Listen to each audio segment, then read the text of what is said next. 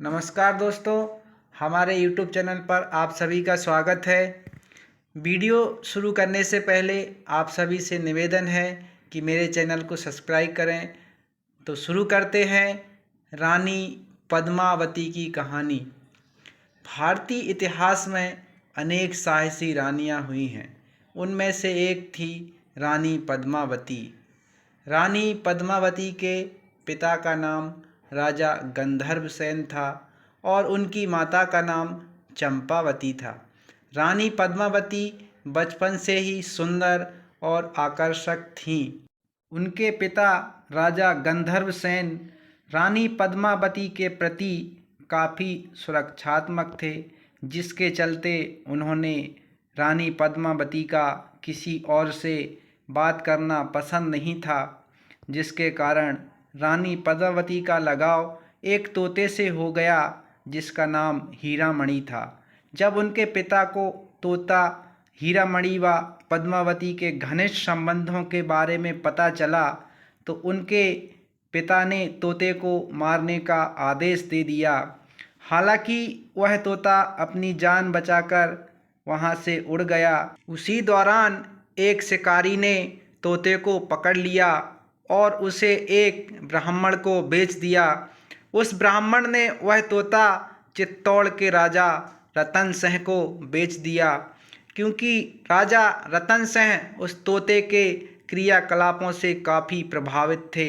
उस तोते हीरामणि ने राजा रतन सिंह के समक्ष रानी पद्मावती की सुंदरता की काफ़ी प्रशंसा की, जिसके बाद राजा रतन सिंह पद्मावती से मिलने के लिए व्याकुल हो गए, जिसके कारण राजा रतन सिंह ने रानी पद्मावती से विवाह करने का निश्चय किया और अपने 16,000 सैनिकों के साथ सिंहल साम्राज्य की ओर प्रस्थान किया।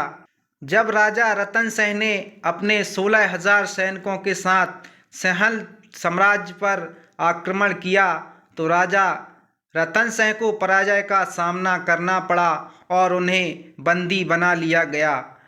राजा रतन सिंह को फांसी दी जाने वाली थी। उसी समय उनके साम्राज्य के गायक रॉयल वार्ड ने वहां मौजूद लोगों को बताया कि यह राजा रतन सिंह चित्तौड़ के महाराज हैं।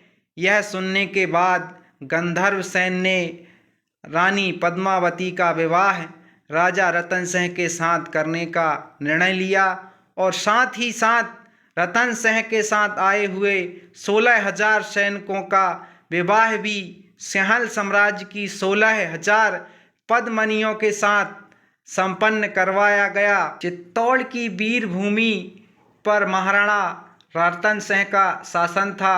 उनकी रानी पद्मावती रूपवती थी कि एक बार अगर कोई देख ले तो उनकी छवि भुलाई नहीं भूलती थी।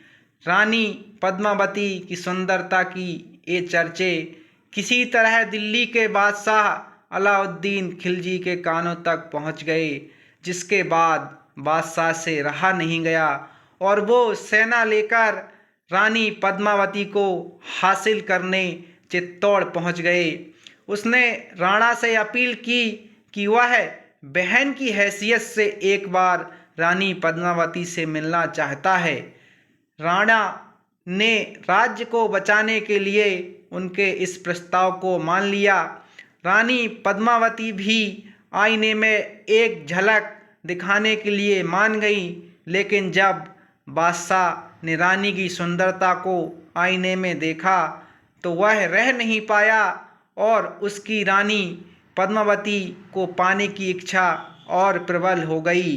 पद्मावती की खूबसूरती में मर मिट चुके बादशाह अलाउद्दीन खिलजी ने किले पर आक्रमण बोल दिया और लगभग 7 महीने के घेरे के बाद अलाउद्दीन खिलजी ने 25 अगस्त 1303 ईस्वी को चित्तौड़ पर अधिकार कर लिया और राणा रतन सिंह को बंदी बना लिया।